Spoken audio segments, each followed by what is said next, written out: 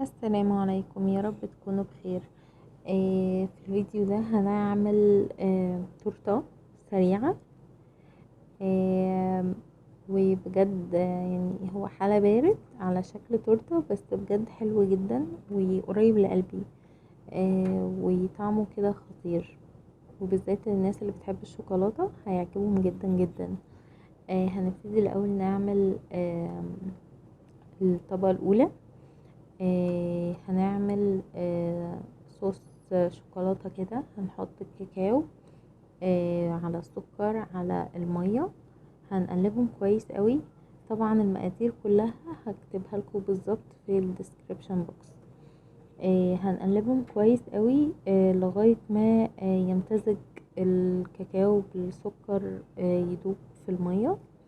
وبعد كده هضيف الزبدة وانقلهم على نار هادية. اول ما الخليط ده يتكون، يبتدي ان هو يغلي عندي، هروح طافية عليه، وطبعا الزبدة تسيح فيه. هروح طافية، ويكون عندي بسكوت شاي اي نوع يعني بتحبوا طعمه. هبتدي ان انا اكسره حتت مش صغيرة، هكسره كده او يعني عادي قطع متوسطة.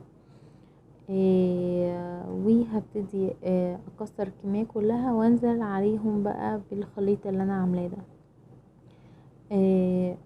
اول ما الخليط عندي يتكون ان هو يمسك في بعضه كده، هبتدي ان انا احطه في الصينية، وهساوي الخليط ده في الصينية كده. وبعد كده هسيبه في التلاجة لغاية ما نكون الطبقة التانية. عندي كريم شانتيه. آه هحط الكريم شانتيه واللبن. وهبتدي ان انا اعمل الكريمة، اضرب الكريمة كويس قوي لغاية ما تتكون. وعندي كيك شوكولاتة اللي هو العادي ده، اي نوع. هاخد 2 هحطهم وهم سلام كده، هحطهم في الكريمة وهضربها بالمضرب عادي. يعني هتت... هتتفتفت هي، يعني زي ما هتشوفوا دلوقتي معايا في الفيديو. هضيف الكيكتين دول، هما 2 بالظبط، هما 2 بالظبط. هخلطهم كويس قوي في الكريمة. وبعد كده هجيب الصينية وافرد الكريمة دي على طبقة البسكوت. هفردها كويس قوي، هفردها متساوية كده، وهسيبها في التلاجة لغاية ما نعمل الطبقة التالتة.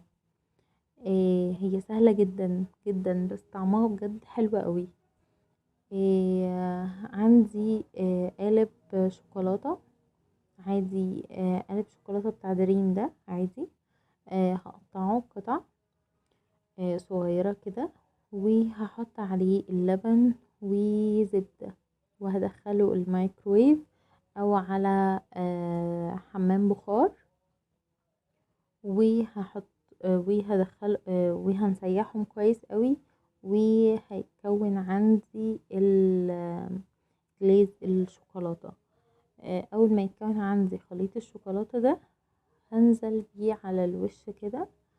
آه، هجيب الصينية وانزل بيه على الوش كده، وبعد كده هدخلها التلاجة تبرد. وشوفوا الحلاوة بقى بجد. عندي كانت كريمة بندق، هزين بيها الوش. ممكن تزينوا الوش بقى بأي حاجة، يعني زينوا الوش بأي حاجة انتوا عايزينها، او ممكن تسيبوها كده، هي حلوة قوي. انا استخدمت هنا آه الصينية اللي هي بتتشال الجوانب بتاعتها. حطيت زي كريمة البندق دي على شكل خطوط كده على نص التورتاية، والنص التاني ما جتش جنبه. بس كده. آه بجد انا يعني ما سبتهاش كتير في التلاجة، حوالي ساعة بس. مسكت، والكريمة بتاعتها ايه مظبوطة، مش يعني مش بتسيح او كده. لا، هي بجد مظبوطة جدا. وطعمها خطير. خطير جدا جدا. وشايفين شكلها عامل ازاي، شايفين الطبقات بتاعتها، بجد طعمها تحفة. جربوها وقولولي رأيكم. انا متأكدة ان هي تعجبكم ان شاء الله، واشوفك على خير الفيديو الجاي.